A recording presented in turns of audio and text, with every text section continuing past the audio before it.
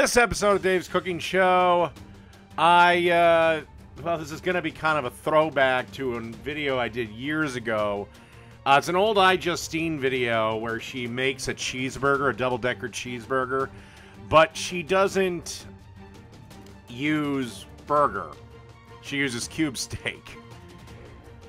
So, forgot about it, but then it randomly popped up in my feed. I rewatched, and I was like, you know what? Screw it.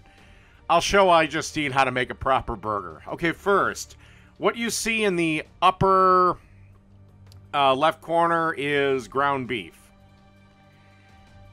And what you want to do is you want to weigh it on a scale. I decided for 4-ounce patties, quarter-pound patties, because it's going to be a double. And then you want to flatten them. And how I flatten them is put them between two plates. And basically you just flatten them out. And you kind of dink around the edges. And, yeah. All right, let's fry them up. Okay, so we got a cast iron pan on a fairly generous heat. And you just want to lay the burgers in the pan.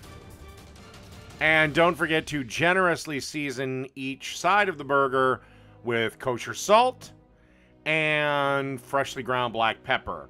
If you do want to mix it up, I actually decided to use Lowry's seasoning salt for this particular one.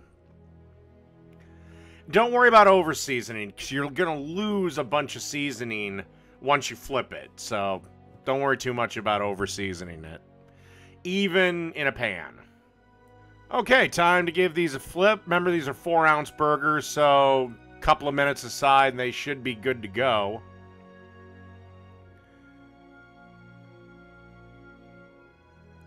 Okay, here's a little tip when you're doing burgers, at least in pans. When you see the, I'm going to call it blood, but it's really not. But when you see that stuff, the burgers are just about done. And you can also do the poke test. Again, be gentle. But take your thumb and second finger and feel the part of your hand that's right below the thumb. That's rare. Thumb and middle finger, about medium. Thumb and ring finger, that's well done. Generally with burgers, you want to go well done. Unless, of course, you grind the meat yourself or you have your butcher grind it for you that day, then it's okay if you go to, like, medium. I wouldn't do a rare burger because, well, the thing's going to fall apart. But generally, if you buy, even if it's the packaged meat, but it was ground several days or several hours ago, good idea to go to well done. I know the rules are changing and meat's getting a lot cleaner, but that's just me. And then you want to top each one of these with a piece of American cheese, because American cheese is the best cheese for cheeseburgers, my opinion. Well, for simple, non-themed, non-gimmicky ones, just get yourself some American. And then you want to create a little steam with some water in here so the cheese melts up. Okay, cheese is melted. Let's get them on a plate, let them rest for a minute, and then let's assemble our burger. But first, we have to make a French fry dipping sauce. So, as you can see in my little bowl here, I got a cup of mayo and a quarter cup of ketchup. And then a tablespoon of Worcestershire sauce. Then you want to get yourself a tablespoon of sriracha sauce. Maybe a little bit more if you like this a little bit spicier. A teaspoon of sea salt. And a teaspoon of black pepper. Then 1 teaspoon of paprika. And then a teaspoon of red pepper flakes. Stir everything until everything is well mixed together, and then keep in the fridge until ready to serve. It'll keep for a week or two. Okay, as you can see here, we got our French fry dipping sauce and a nicely toasted bun. I did put a piece of pepper jack.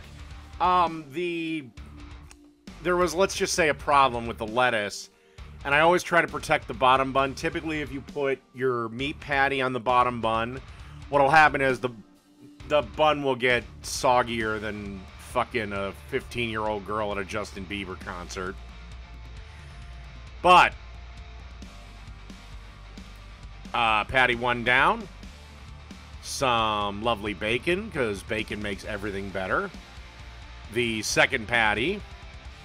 I decided to keep this really simple for condiments. So just mustard and some ketchup. And of course, pickles. Because again, if a burger doesn't have pickles, it's just wrong. And that pretty much concludes the burger. And just add some fries, and you're good. So, that's how you make a burger. Next time, don't use the cube steak. All right, that's iJustine's burger. Done.